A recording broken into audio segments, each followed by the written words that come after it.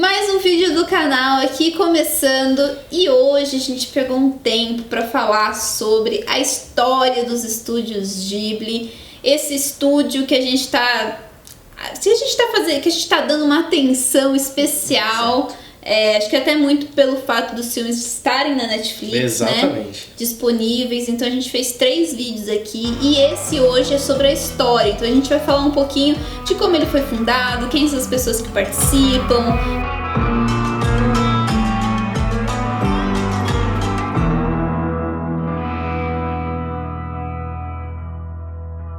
O Estúdio Ghibli ele foi fundado em 1985, porém a história dele é bem mais antiga, porque o Hayao Miyazaki e o Isao Takahata eram amigos e eles trabalhavam juntos em um anime chamado Raid.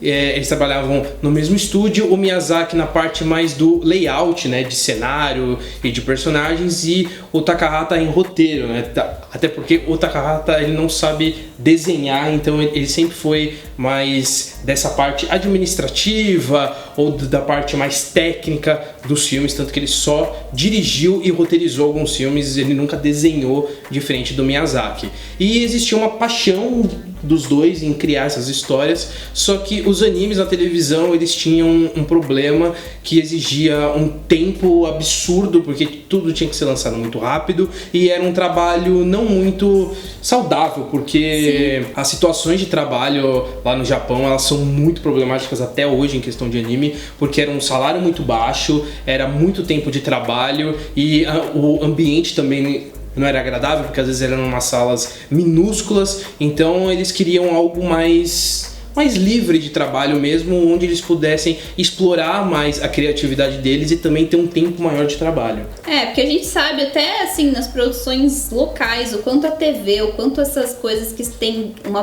grande escala de produção acabam inibindo um pouco a criatividade também.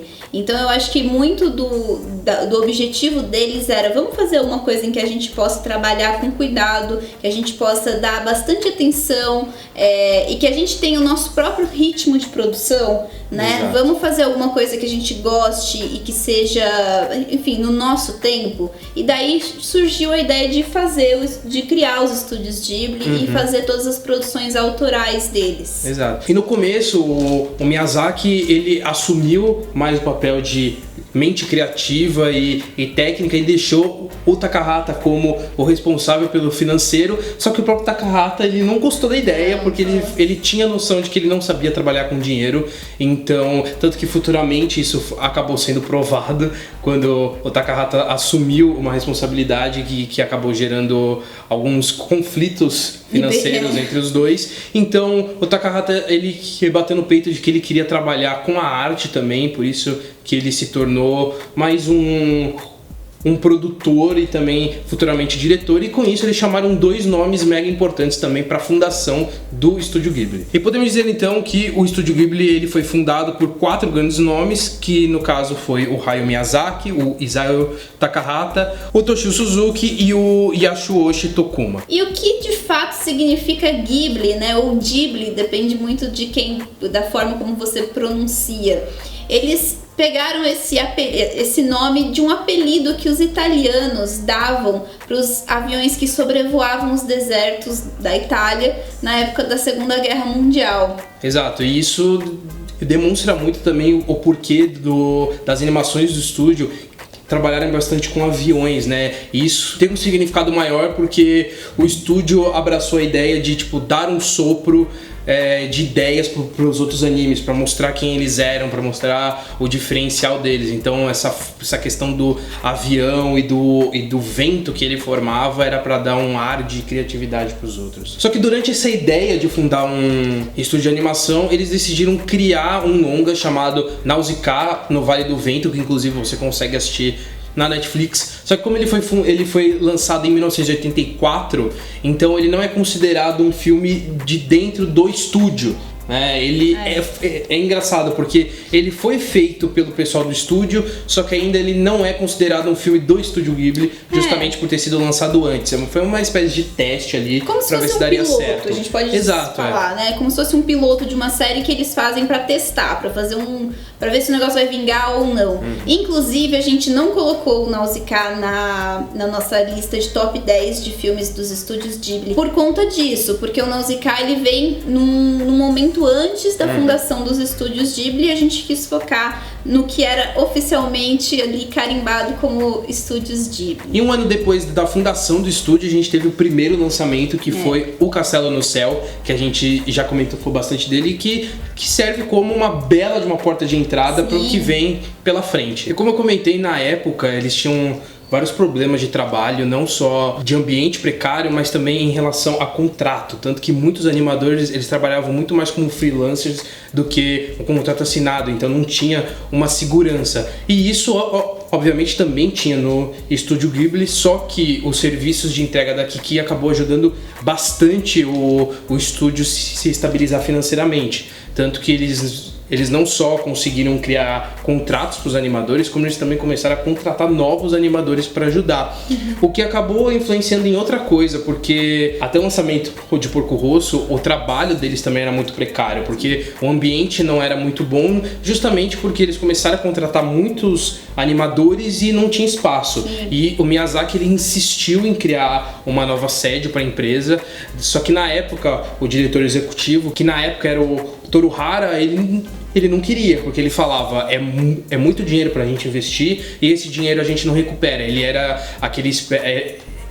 era o espírito de empresário total, falando, pé no chão. Exato, a gente tem que gastar menos pra fazer mais. E só que o Miyazaki, ele insistiu que essa nova sede tinha que existir, e o Hara, ele acabou saindo do estúdio, acabou saindo do projeto, e o Miyazaki acabou desenvolvendo, ele desenhou a nova empresa que acabou sendo criada anos depois. E bom, o sucesso da Kiki e do Porco Rosso acabou dando uma estabilidade financeira para eles que permitiu que eles se tornassem independentes de algumas outras empresas que forneciam para eles câmeras computadorizadas e outros tipos de equipamentos que eles usavam na gravação, enfim, no processo de criação dos filmes. Isso ajudou também a aparecer novos animadores que acabaram assumindo a direção. Sim. Tanto que a primeira animação que não foi comandada nem pelo Miyazaki nem pelo Takahata foi o Ondas do Oceano, que é o Tomomitsu Mochizuki, que ele acabou ficando responsável pela produção por completo. Então aí a gente já vê os primeiros passos do Estúdio Ghibli de abrir mais espaço para novos animadores, para novas ideias, coisa que foi a essência do surgimento e do nascimento do Estúdio Ghibli. Total, e aí que a gente começa também a diversificar olhares e traços, temas e tudo mais. E com essa essência e identidade dos filmes dos estúdios Ghibli, em 95 o Miyazaki acabou divulgando e falando para todo mundo que o estúdio não iria produzir mais sequências de seus filmes, o que também é uma característica muito forte que a gente falou no vídeo de características dos estúdios Ghibli, que eles não têm sequência dos seus filmes, e isso foi anunciado pelo Miyazaki em 95.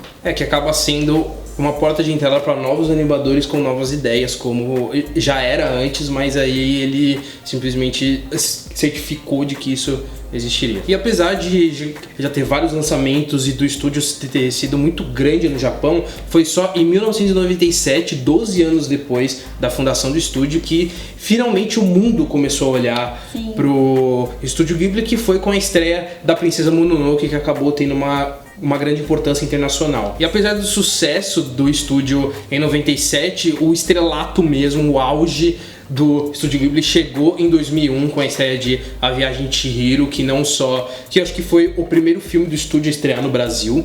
Então não só conquistou o Japão, mas conquistou todo mundo com a história e obviamente acabou conquistando alguns prêmios, e alguns deles os principais, tanto que levou o Urso de Ouro no Festival de Berlim e levou o Oscar de melhor animação, tanto que hoje é o único filme, é a única animação não inglesa a ter ganho o Oscar. Então assim, a gente viu com Parasita esse ano sendo o primeiro filme não inglês a ganhar o principal prêmio, e a Viagem de Chihiro fez isso no Oscar de 2003, né? Então, assim, uma animação que colocou realmente o Estúdio Ghibli nos holofotes do mundo inteiro. E aqui a gente tá falando dos grandes sucessos do Estúdio Ghibli, com esse ápice que foi A Viagem de Chihiro, Porém, os estúdios Ghibli também balançaram aí o público, por exemplo, com a estreia de Contos de Terra-Mar, que eu assisti, e assim, eu concordo muito com a opinião das pessoas, que é realmente um filme mais fraco, com uma história não tão bem desenvolvida. Esse filme foi dirigido pelo filho do Miyazaki, o Goro Miyazaki, então não chegou a agradar muito, não é o melhor filme que tem pra assistir, é um dos piores. E não só a crítica, o público não gostaram, como o próprio Hayao Miyazaki não gostou do que o filho dele fez. Então, que deve ter sido um almoço Decepção, de família, né? Um domingo não muito agradável pro Goro ali, que deve ter levado uma bronquinha. Em 2008, o Miyazaki ele decidiu voltar à sua essência, né, do começo, que foi de voltar a desenhar. Ele tava muito dirigindo ou escrevendo roteiro, mas desde no começo do estúdio ele não tinha mais a questão de sentar e desenhar. Foi em 2008 então com Ponyo que participou bastante da produção do filme, tanto que todas as cenas de água do filme foi o próprio Miyazaki que desenhou à mão. Então é muito bonito ver isso em pleno 2008 com a Pixar num auge absurdo com animação 3D, ele conseguir ter essa preocupação artística em fazer um trabalho extremamente longo, que ele poderia ter muito bem ter pego computador ou um artista mais rápido. Não, ele se preocupou com o cuidado de transmitir a arte que ele sempre quis transmitir. Então é muito bonito ver essa preocupação que o Miyazaki tinha. E falando da questão do próprio Miyazaki, que provavelmente deve ter dado bronca no filho por causa do Contos de Terra-Mar, a bronca funcionou. Em 2011 o Goro ele voltou a dirigir e foi muito bem recebido com o lançamento do Da Colina Cocorico, que foi uma animação ali que ele finalmente conseguiu demonstrar um pouco da essência do pai ali e demonstrar que o Estúdio Ghibli, apesar de errar, consegue se consertar, até porque a bronca do Hayao Miyazaki não deve ter sido a mais suave de todas, né? É das melhores, né? Coisas de se ouvir. E chegamos a 2013 com 2 filmes super importantes lançados, que foi o Conto da Princesa Kaguya e o Vidas ao Vento, que ambos foram indicados ao Oscar, só que perderam para quem? Para Frozen, não é mesmo? No caso, o Vidas ao Vento, ele foi indicado em 2014, perdendo para Frozen, e o Conto da Princesa Kaguya foi indicado no ano seguinte, em 2015, porque teve essa questão de lançamento, perdendo novamente para um filme da Pixar. E a gente também já fala que o Conto da Princesa Kaguya foi o último filme do Isao Takahata. Então, assim, a gente falou desse filme nos outros vídeos, e é um filme que ele fecha a carreira dele como cineasta da melhor forma possível. E a morte do Takahata acabou ajudando bastante com que vários burburinhos acabaram sendo formados, porque o Miyazaki ele anunciou que iria se aposentar, que acabou causando várias desinformações, tanto que o diretor executivo da época ele anunciou que o estúdio iria parar, e aí ia dar uma parada. Só que em questão de erro de tradução, todo mundo achava que o estúdio ia simplesmente fechar, e aí acabou causando mais burburinho ainda, porque falaram que o estúdio não ia fazer mais nada, as produções iam acabar, ia fechar a porta por causa que Miyazaki ia aposentar. Só que eles falaram que só iam dar uma parada para saber o que ia acontecer dali pra frente, até porque quando você perde o nome central do seu estúdio é bem complicado para saber o que vai acontecer, né? Só que aí o Miyazaki veio no ano passado e anunciou que na verdade não ia se aposentar coisa nenhuma, e anunciou também que vai lançar mais um filme. No total foi uma contribuição de 21 filmes e 35 anos de história dos estúdios Ghibli. Encerrando não, né? Porque ainda tem ainda filme tem a promessa. Miyazaki. Exato. Exatamente, mas o último filme que foi lançado é o Memórias de Murnau, que foi lançado em 2015.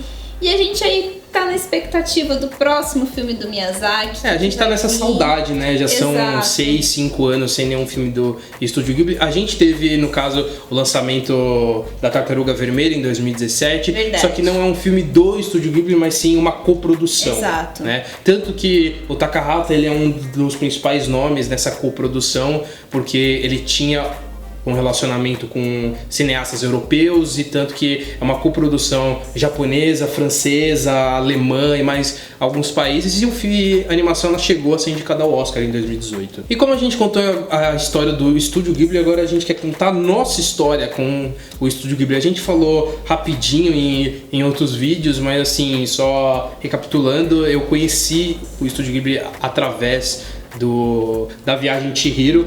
Eu lembro quando eu era criança, eu ficava encantado com todo aquele universo, eu mesmo não entendendo absolutamente nada, ficava assustado com várias das cenas, mas aquilo me intrigava bastante. Eu já era um cinéfilo desde criancinha, assistia tudo que era desenho, e eu acredito que a Viagem de Chihiro foi o desenho mais diferente que eu assisti naquela época, o que me encantou muito e que fez com que eu fosse atrás dos outros filmes do estúdio, e com que eu acompanhasse toda essa história, não na sua ordem, mas ainda assim assistindo as principais obras, entendendo a importância do estúdio pro cinema ao todo. Sim, eu também tive contato com os estúdios Ghibli, primeiro pela Viagem de Chihiro. Eu cheguei a assistir no cinema, o que eu acho uma grande vitória assim na vida. E eu lembro que foi um filme que na época me marcou por uma coisa, uma questão muito mais estética. Então eu fiquei no imaginário, o dragão da Viagem de Chihiro ficou no meu imaginário por muitos e muitos anos, apesar do filme ter sido esquecido, assim. Eu acabei que eu esqueci que o filme existia por muitos anos. E só que eu ficava com a imagem do dragão, sempre que falavam pra mim, um dragão, não sei o que, eu imaginava o dragão da Viagem de Chihiro. E foi muito tempo depois, assim, já, né, quase na fase adulta da vida, que eu fui reassistir o filme, tive esse reencontro com o dragão. Falei, nossa, é desse filme o dragão que eu sempre tive na cabeça.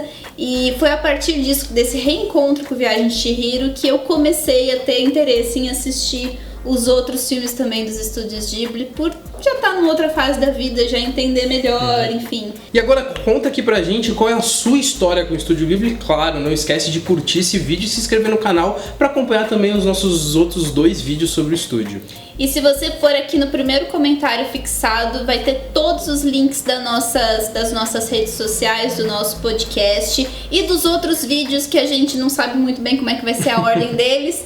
Mas se algum já tivesse sido lançado antes desse, eles vão estar aqui no primeiro comentário fixado, tá bom? Exato. É isso aí e corta!